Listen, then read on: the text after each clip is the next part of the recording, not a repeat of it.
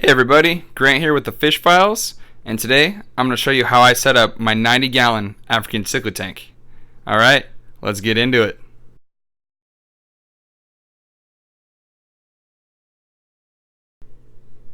Alright everyone, I'm going to first talk about what's on the outside of the tank real quick. So first off, I have an LED light strips. It's one of the ones from Amazon. It's 156 LEDs. As you can see, it really lights up the tank. The fish look really good, really colorful. I like how much light it actually puts out. And I like to just add on the side too, I have a little golden pothos plant. That's good for taking nitrates out of the water. And I think it just looks nice hanging over the side of the tank. Alright, moving on to the inside of the tank.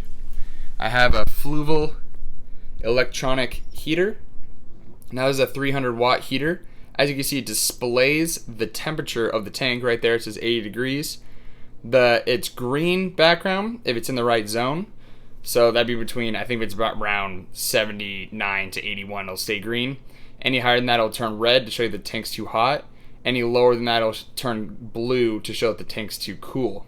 Now I really like that. It's a lot easier than having to put an external thermometer in there all the time and check what it is. So you always know what it is. And as you can see, it's also flashing LF. That means low flow. A lot of times right after it heats, thinks there's a low flow because the heat surrounding it isn't moving around as much. But pretty sure this tank has enough flow for it, so I'm just going to leave it alone. Right next to it I have a power head, just a little cheap one from Amazon. I really like it.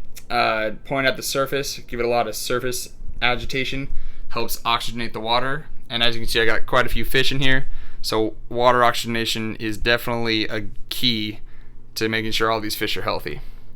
Alright, next we go to the sand. This is the cichlid sand, white. You can get this off Amazon too. It's really nice. It raises the pH to exactly where the cichlids need it. Makes it a lot easier versus having to buy a bunch of products or chemicals to try and change the water, which you definitely don't want to do. This keeps it consistent and you never have to worry about it again. Alright, moving on, I have two canister filters on this tank. So the first one, you can just see the intake of it. It's a Fluval FX6 right there. Then this outflow is for the other canister filter. It's a Sun 304B. And if you look on this side, that's the intake for the Sun 304B. And that's the outflow for the Fluval FX6. Now if we go under the tank to look at those, turn on my little light that I put in right here. You can see this is the FX6 right here. It's an amazing filter. It does about 925 gallons per hour. And what's cool about this filter is it self-purges itself, which means every 12 hours it actually turns off, gets all the air out of it, and then turns back on. So that way you never hear whining or the bubbles trying to escape air in the filter. It always gets it out for itself, which is awesome. It also has a couple little features you could take.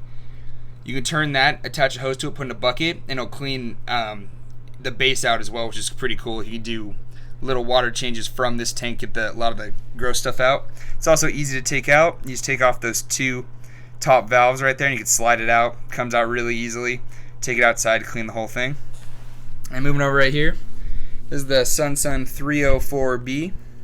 Now this is definitely easier filter to have. It's only about $100 on Amazon. It does around 525 gallons per hour, which is quite a bit for only a $100 filter. But it doesn't have as many features as the FX6, but it definitely gets the job done.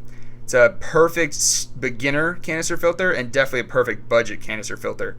I actually used to have two of these on this same tank, but I upgraded to an FX6 for one of them just because I wanted a little bit extra filtration. But definitely great filter overall. Would definitely recommend getting that.